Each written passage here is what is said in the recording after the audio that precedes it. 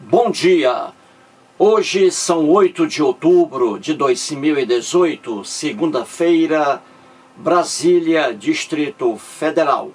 Mais um vídeo sobre religião. Religião, pura ilusão, pura fantasia, pura superstição.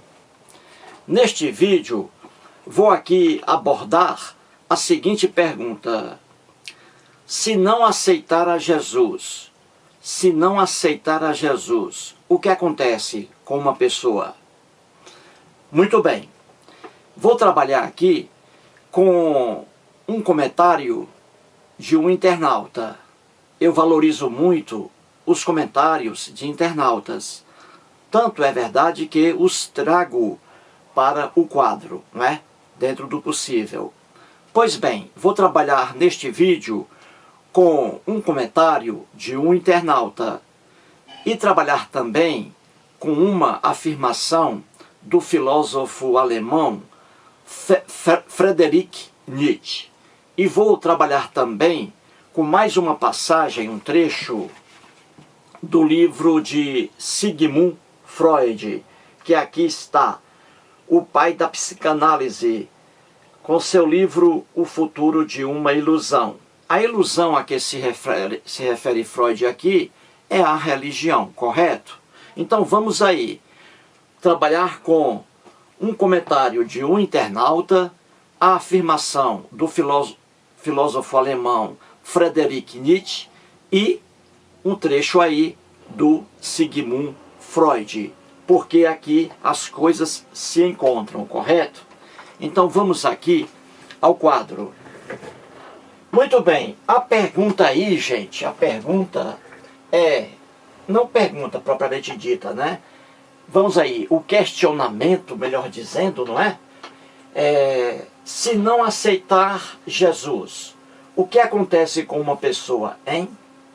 Muito bem, de acordo com o Novo Testamento, e somente o Novo Testamento da Bíblia cristã, se a pessoa não aceitar a Jesus como seu salvador pessoal, essa pessoa, quando morrer, vai para o inferno, um sofrimento eterno. Essa loucura aí foi criada pelos cristãos, entendeu, gente? Isso aí, esse inferno maldito, com sofrimento eterno, não está no Velho Testamento da Bíblia cristã, que não é velho para os judeus. Os cristãos é que inventaram, dentro da Bíblia, inventaram esse inferno aí, um lugar de sofrimento, para todos aqueles que não acreditarem em Jesus. Não precisa a pessoa matar, estuprar, não. Basta não aceitar a Jesus como seu salvador pessoal. E aí, para o inferno cristão, na fantasia cristã, todos aqueles que não aceitarem a Jesus, ateus, agnósticos, budistas, adeptos do islamismo, adeptos do shintoísmo, adeptos do hinduísmo, judaísmo, etc. Quem não aceitar Jesus vai para o inferno depois de morrer. Isso aí é a fantasia cristã, correto? E depois dizem que o cristianismo é uma doutrina de amor, de solidariedade, de tolerância, correto? Não ria. Por favor, você está rindo aí? Vai atrapalhar minha gravação aqui, certo? Por favor, não ria. O Marco Catrinck, que mora em Teresópolis, ele escreveu aí, disse que fica rindo aqui durante meus vídeos. Não ria, Marco. Não ria, por favor. Muito bem. Então vamos aqui, gente. Como eu disse no início do vídeo, vou trabalhar aqui com uma passagem de Freud, uma passagem de Nietzsche e uma passagem aqui, o comentário de um internauta, correto? Muito bem. Em meu vídeo, Deus odeia o sofrimento, que fiz ontem, não é? Dia 7 de outubro, dia da votação, o Edson Martins, que é um internauta que acompanha meus vídeos aí há mais de 10 anos, o Edson Martins escreveu o que está aí. Ele escreve assim: não é por acaso que cristãos dizem tantas besteiras. Não conhecem o livro que defendem. Estão cegos pelo medo, fanatismo e ignorância. Diz aí o Edson Martins, correto? E vamos analisar aqui, dissecar o que ele disse, certo? Muito bem. O Edson Martins, ele sabe muito bem, ele é um cara inteligente, ele sabe muito bem que não é esse fenômeno não diz respeito apenas aos cristãos, mas a todos os religiosos, não é? Vem o medo, o fanatismo e a ignorância. Não só exclusiva dos cristãos, ele sabe disso. Ele colocou cristão aí porque estamos tratando aqui de cristianismo, que é a religião predominante aqui no Brasil, correto? Muito bem. E vamos aqui ao Rubem Alves, correto? Rubem Alves, o filósofo, o teólogo Rubem Alves. Rubem Alves, ele nasceu em 1933, numa cidade chamada Boa Esperança, em Minas Gerais. E faleceu em 2014 em Campinas, São Paulo. Rubem Alves foi pastor presbiteriano aqui no Brasil. Ele se formou em teologia no Brasil e fez doutorado em teologia nos Estados Unidos da América do Norte, correto? Ele foi pastor presbiteriano, ele foi psicanalista, ele foi professor universitário e foi escritor. Ele abandonou por completo a ilusão religiosa dele, correto? Rubem Alves. Existe um vídeo do Rubem Alves, e são muitos, no YouTube, mas um em especial com o título Perguntaram-me se acredito em Deus. Assista a esse vídeo do Rubem Alves, tem duração de 55 minutos. É um vídeo maravilhoso, um vídeo que vale a pena você assistir a ele, correto? Pois bem, vou colocar agora aqui uma parte desse vídeo do Rubem Alves, em que ele, se referindo ao filósofo alemão Friedrich Nietzsche, o Rubem Alves faz uma afirmação sobre crença em Deus, correto? Então ouça agora o que diz aí Rubem Alves, referindo-se ao filósofo alemão Friedrich Nietzsche. Depois a gente volta ao quadro. O meu filósofo favorito, Nietzsche, disse uma coisa meio feia que eu vou repetir aqui. Ele disse que basta falar o nome de Deus para as pessoas terem uma inteligência paralisada. Elas têm medo de pensar. Elas têm medo de pensar e medo de serem castigadas. Muito bem, então vamos aqui. Rubem Alves, referindo-se ao Friedrich Nietzsche, filósofo alemão, nascido em 1844 e falecido em 1900, o Rubem Alves fala assim: o meu filósofo favorito, Nietzsche, disse uma coisa meio feia que eu vou repetir aqui. Ele disse que basta falar o nome de Deus para as pessoas terem a inteligência paralisada. Elas têm medo de pensar, elas têm medo de serem castigadas, correto? Muito bem. O primeiro ponto aqui de similitude da palavra de Nietzsche com o Edson Martins é isso aqui, ó, medo. Você vê que o Edson Martins colocou aí como característica das religiões, e especialmente aqui do cristianismo, o medo. as religiões trabalham com o medo, não é? Pois bem, então veja aqui, ó, medo, tá? A expressão medo, correto? É que está embutido aí na palavra de Nietzsche. Só que aqui quem pronunciou foi o Rubem Alves, correto? Quando ele diz, elas têm medo de pensar, elas têm medo de serem castigadas. Esse pedacinho aí é do Rubem Alves e o de cima é do Nietzsche. Mas o medo está embutido ali na afirmação de Nietzsche, correto? Então você vê aí ponto de igualdade, ó, medo aqui e aqui também medo, porque o medo faz parte das religiões, todas trabalham com medo, correto? O medo é fundamental para elas, correto? Muito bem.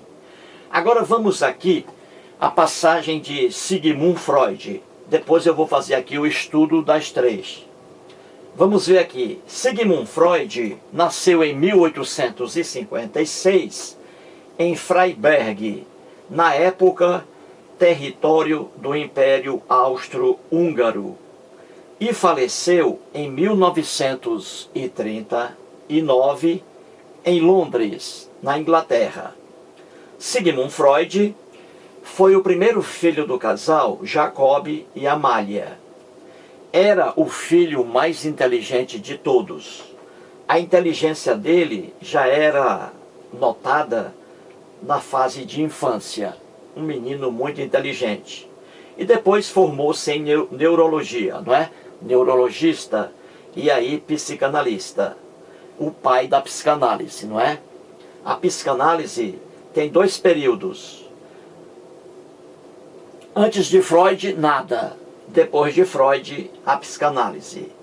Na página 88 do livro de Freud, ele diz assim: nenhum homem racional se comportará tão levianamente em outros assuntos, nem se contentará com fundamentações tão miseráveis para seus juízos, para sua tomada de partido. Ele se permite isso apenas em relação às coisas mais elevadas e mais sagradas. Correto? O Freud está dizendo aqui que o homem racional, a que ele se refere, o homem racional, não se contenta com fundamentações miseráveis para seu juízo. E isso é uma verdade. A gente não se contenta com fundamentações miseráveis para nosso juízo. Mas só fazemos isso, deixamos a racionalidade quando entramos, por exemplo, na religião. Aí na religião, o homem aceita coisas que no mundo racional ele rejeita. Entendeu? É isso aqui o que diz Freud, que é uma verdade incontestável. Certinho? Muito bem. Então vamos agora aqui à explicação. Voltemos aqui ao Edson Martins. O Edson Martins coloca aí como elementos característicos de qualquer religião, e no caso aqui do cristianismo, não é? Quais são essas características? O medo, não é isso? Sem o medo, religião deixa de existir. Aí vem o fanatismo e a ignorância. O medo. O que é um medo, hein, gente? O que é um medo? Se você pegar um dicionário da língua portuguesa, você verá que medo é aquela situação em que uma pessoa fica inquieta diante da possibilidade de um perigo real, isto é, um perigo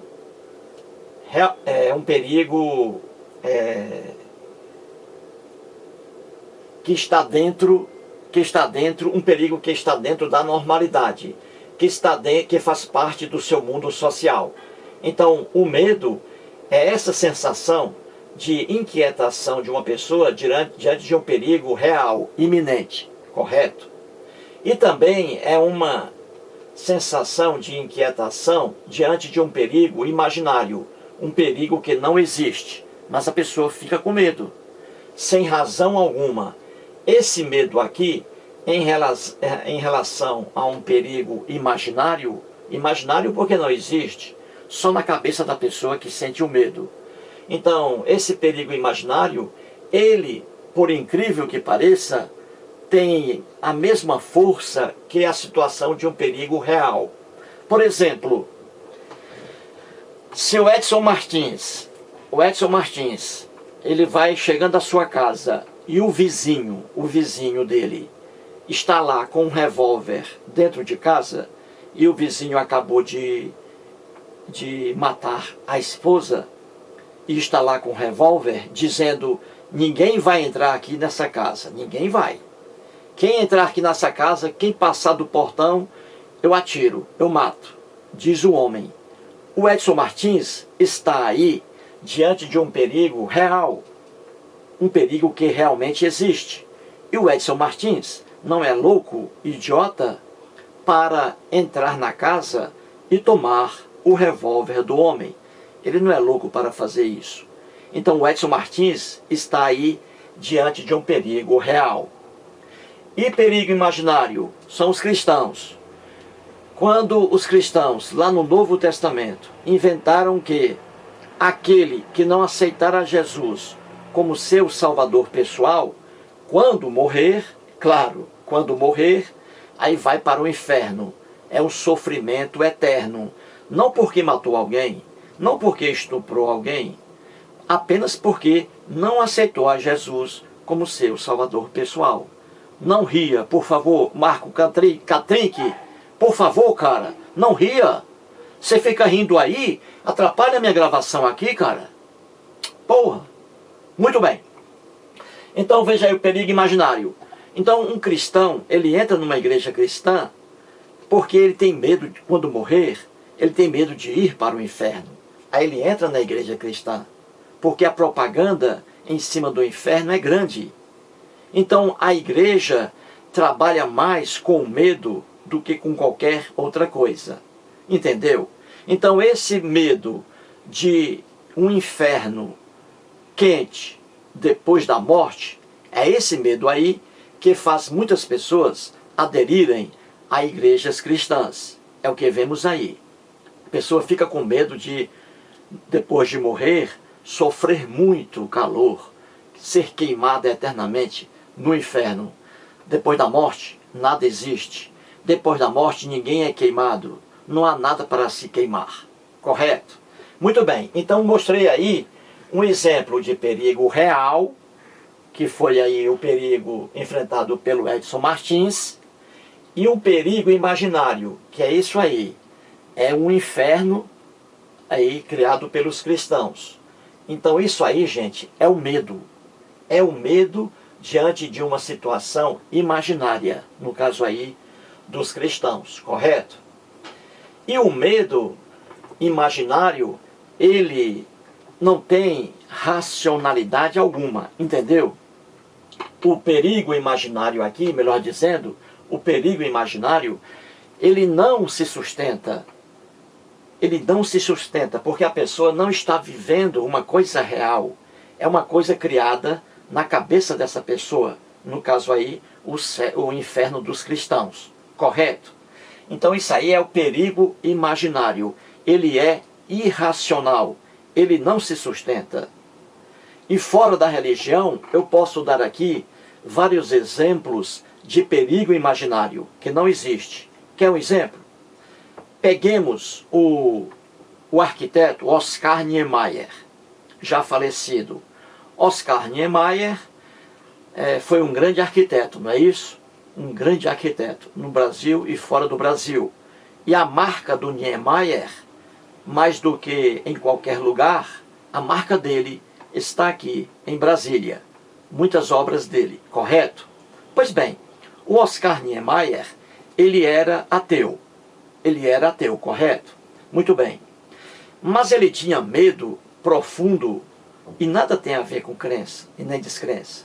Ele tinha um medo profundo de viajar de avião. Você sabia disso? Pois fique sabendo. O Oscar Niemeyer tinha o maior medo de andar de avião, de viajar de avião. Esse é um medo que não se justifica. É um perigo imaginário, apenas na cabeça do Oscar Niemeyer. E ele era um homem inteligente, mas ele tinha medo de viajar de avião. Ora, o avião é milhões de vezes mais seguro do que o carro. O avião, repito, é um meio de transporte muito mais seguro do que um carro. Então não se justifica uma pessoa ter medo de viajar de avião. Isso é irracional. Irracional. Não há o porquê de ter medo de viajar de avião, porque é muito mais seguro do que o carro. Entendeu? Então o perigo imaginário, ele não existe de fato. Ele é criado na cabeça da pessoa, correto? E aí está o exemplo. Entendeu? Muito bem. E o Edson Martins traz também como marca característica das religiões, e é uma verdade, é o fanatismo. O que é o fanatismo? O fanatismo é aquela situação de zelo cego excessivo. É aquela situação de zelo apaixonado excessivo. Uma pessoa pode se transformar em fanático se ela emprega para aquilo que ela aceita como verdade, se ela emprega o excesso, o zelo excessivo, o cuidado excessivo. Aí essa pessoa é fanática. Ela se fecha dentro de um mundo. Aquilo que ela aceita como verdade, ela vê aquilo como se tudo o que se opusesse a essa verdade fosse ensinamentos falsos, correto? Então, o fanatismo, ele é um zelo cego. Cego por quê? Porque foge da realidade. É um zelo cego, excessivo, extremamente aí, não é? Excessivo.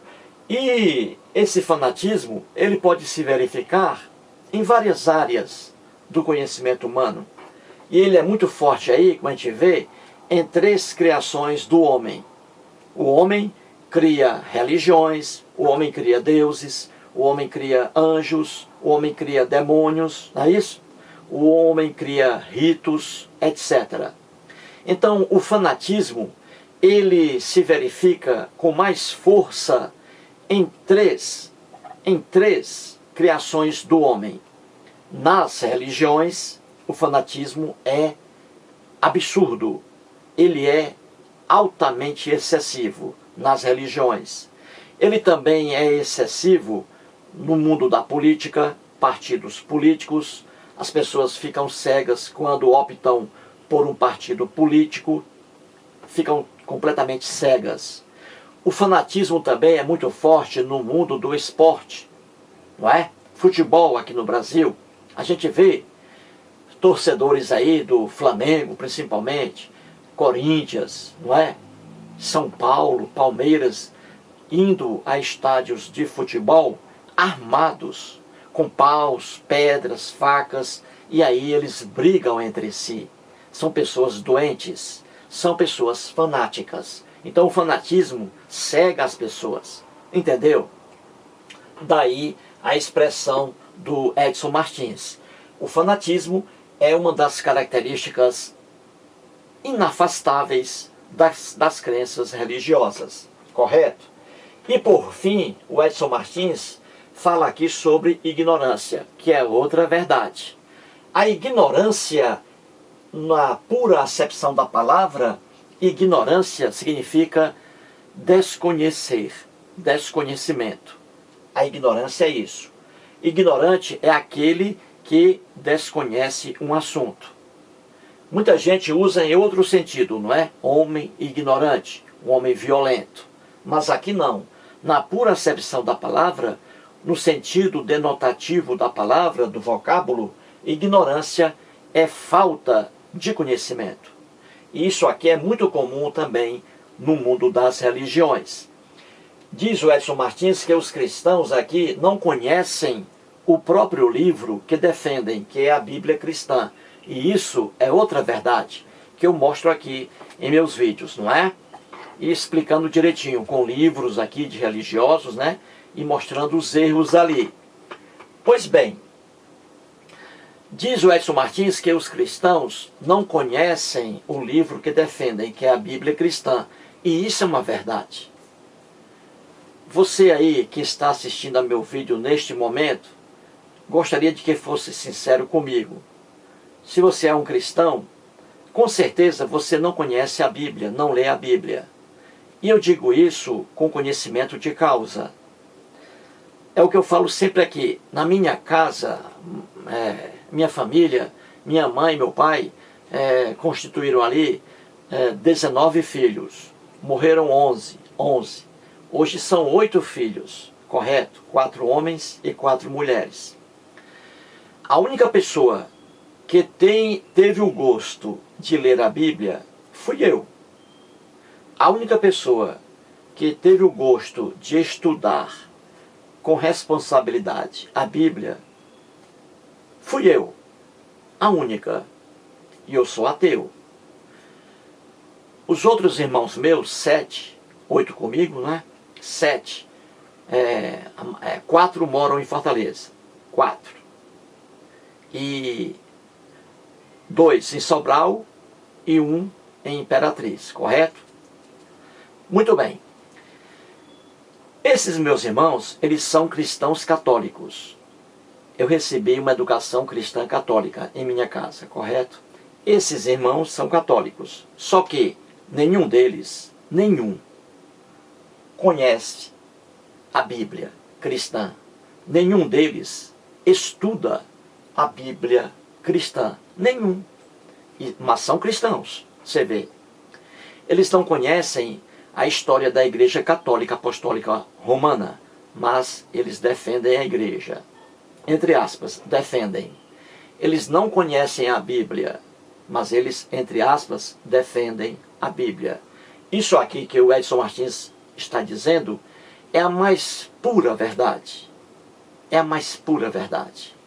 Cristão, repito, os fiéis, a quase totalidade não lê a Bíblia, não conhece a Bíblia, correto? Na minha casa, lá na casa dos meus irmãos, melhor dizendo, existe uma Bíblia em cada casa, a Bíblia.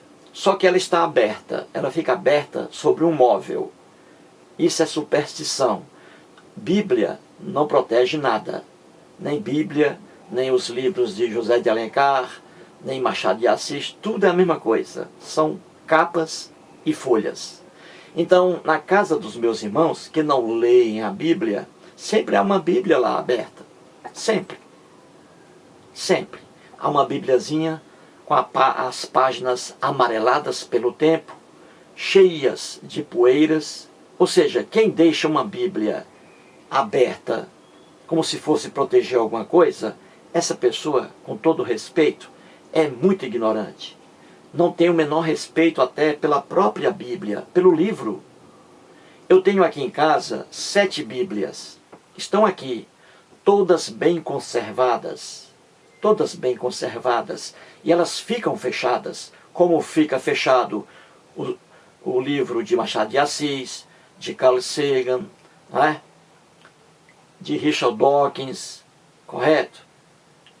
O Catecismo da Igreja Católica tenho também aqui. Todos ficam fechadinhos, porque eu estou conservando esses livros. Se deixar esse livro aberto, um deles, o livro vai se estragar. As páginas ficam ressequidas e amareladas.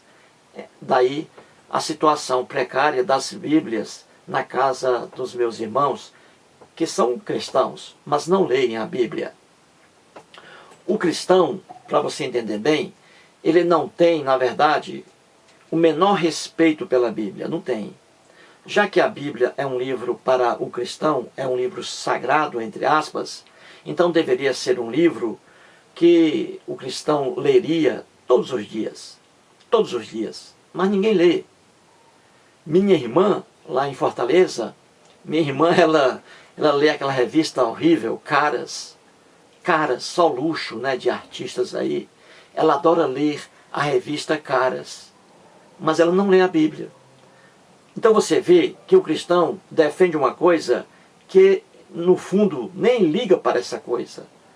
A Bíblia fica lá esquecida, coitada, em cima de um armário lá da minha irmã. Ela só lê revista caras e não lê a Bíblia. Então você vê que o cristão é assim. Ele diz que um livro é sagrado, entre aspas, mas não está nem aí para esse livro sagrado. Aí vai ler revistas porcarias, caras, né? E outras por aí. Entendeu? O que o Edson Martins diz aqui é a pura verdade. Que são elementos inseparáveis das religiões o medo, o fanatismo e a ignorância. Correto? Muito bem. E o Friedrich Nietzsche, no mesmo sentido, Friedrich Nietzsche, ele diz lá, basta falar o nome de Deus para as pessoas terem a inteligência paralisada. E aqui está. Inteligência paralisada dentro do mundo religioso em razão da ignorância, fanatismo e o medo que são próprios da crença religiosa. Daí a inteligência paralisada do homem quando ele trata de questões, entre aspas, espirituais. Correto? E o Freud também, no mesmo sentido. Como está aqui, na página 88 de seu livro, o Freud trata aqui do homem. E ele diz, de forma clara e verdadeira, que o homem ele tem um comportamento diferente fora da religião e dentro da religião. Então, o homem tem um comportamento diferente. Quando se trata de questões relativas, questões fora da religião, aí o homem tem a sua inteligência ativada. O homem aqui trabalha com a inteligência, com o racional, correto?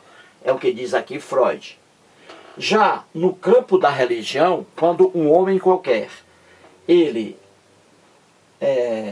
adere a qualquer religião, seja ela cristianismo, hinduísmo, budismo, espiritismo, etc., aí o homem tem sua inteligência paralisada.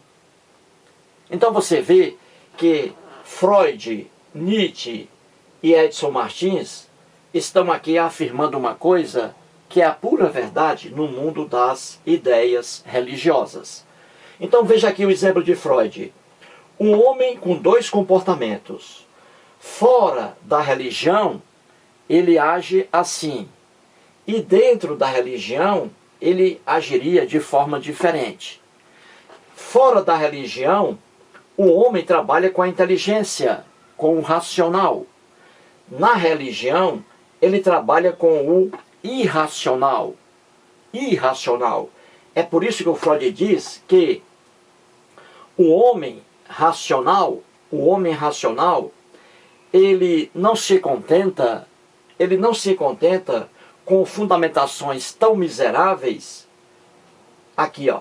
Não se contenta com fundamentações tão miseráveis para seus juízos, o homem racional. Mas ele faz isso só, olha aqui, mas ele permite isso, ou seja, o homem, ele permite a fantasia quando está dentro de uma coisa sagrada, que é a religião. Então, o homem, quando está numa religião, ele se contenta com fundamentações miseráveis para seus juízos. Quando ele está fora da religião, ele não se contenta com fundamentações miseráveis para seus juízos. Quer ver o exemplo aqui? Muito bem, vamos lá. Fora da religião. O homem fora da religião, que não adere a religião alguma. Esse homem aqui, ele faz uso da razão. E na religião, ele deixa de fazer uso da razão. Aí é a irracionalidade. Quer ver exemplos? Muito bem. Vamos aqui. Fora da religião. Um homem fora da religião, que não adere a religião alguma, ele trabalha todos os dias da semana. Uma hipótese. Menos domingo, não é? Que aí domingo, mesmo assim hoje, já estão trabalhando aí de domingo. Mas um homem fora da religião, ele trabalha normalmente no dia de sábado. O dia de sábado é um dia como outro qualquer. É um dia como segunda-feira, terça-feira, quarta, quinta, sexta e domingo. Então o dia de sábado, para um homem fora da religião, que usa a razão, o racional, o dia de sábado é um dia como outro qualquer. Já quando um homem faz parte de uma religião, no caso aí os adventistas, essa ilusão norte-americana, que também se expandiu pelo mundo, então os adventistas do sétimo dia, eles não trabalham no dia de sábado. O dia de sábado para eles é sagrado.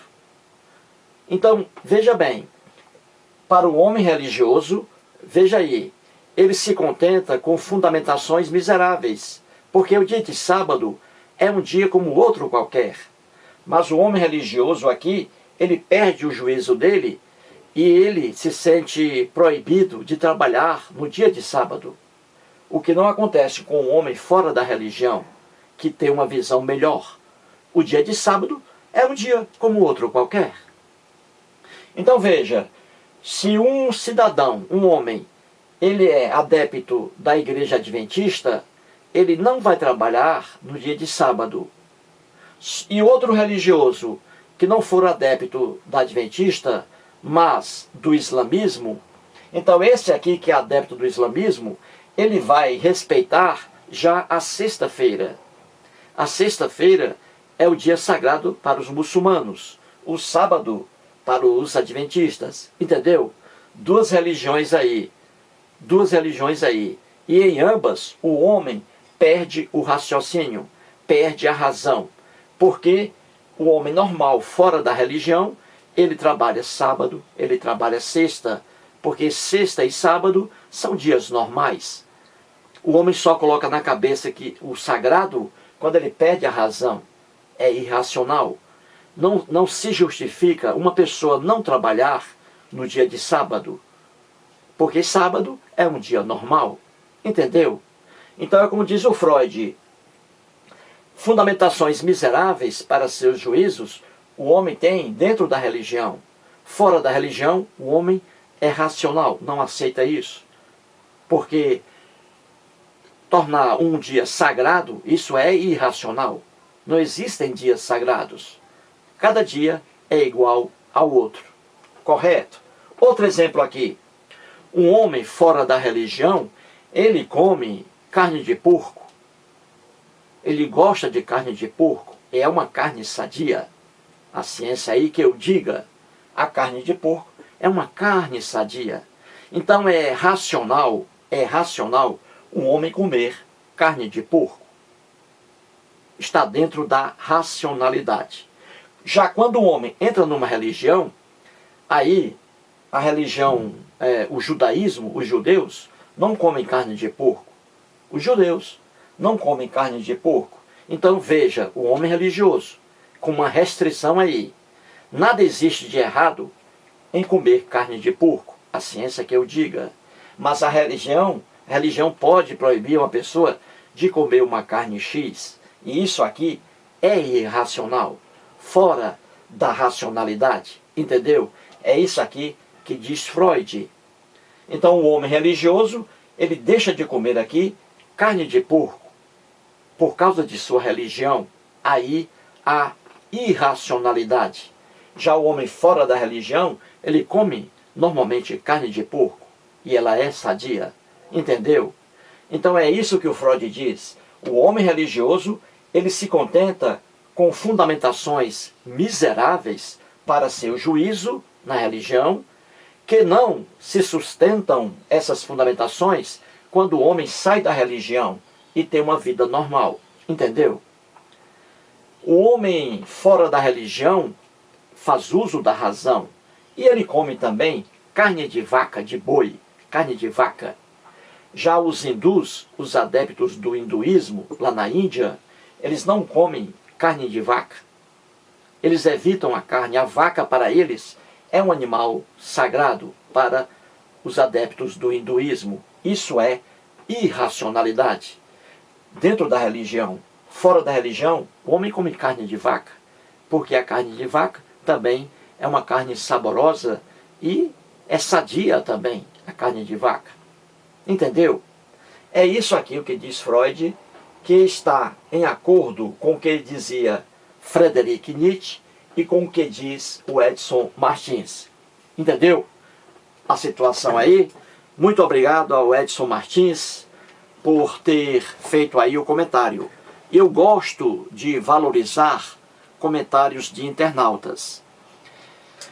Internautas, em meu canal aqui, internautas têm espaço, internautas têm voz. Tanto é que trago aqui vários comentários para o quadro. Você que está assistindo a esse vídeo, pode escrever o que você quiser. Você pode até fazer uso de palavras agressivas, verbais, em relação a mim. Pode escrever livremente. Eu não apago o seu comentário. Corretinho? Aqui é um canal 100% democrático. Não excluo comentário de quem quer que seja.